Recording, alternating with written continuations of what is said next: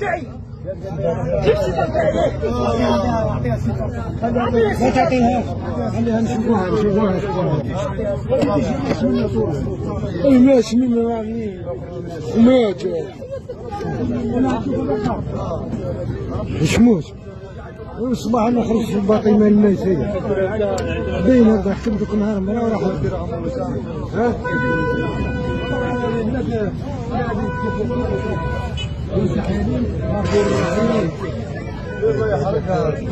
قلسمة دور المصحف في المصحف دير مرة على المصحف عيطوا شرب الشعور بخاوتي الطلاسم شوحة كلام ربي خمس فسدا كفرة فسدا كفرة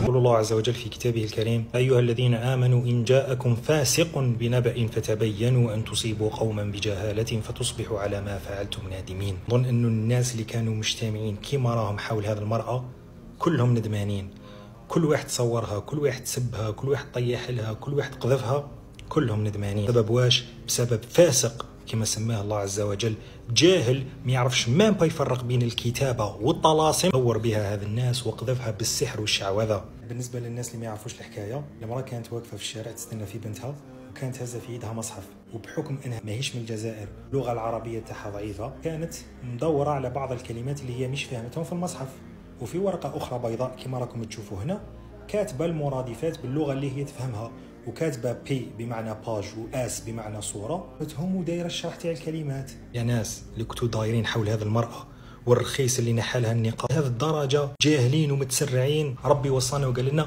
فتبينوا، لكن كل هذا الناس ما طبقوش امر الله عز وجل بسبب الجهل والتسرع تاع الناس.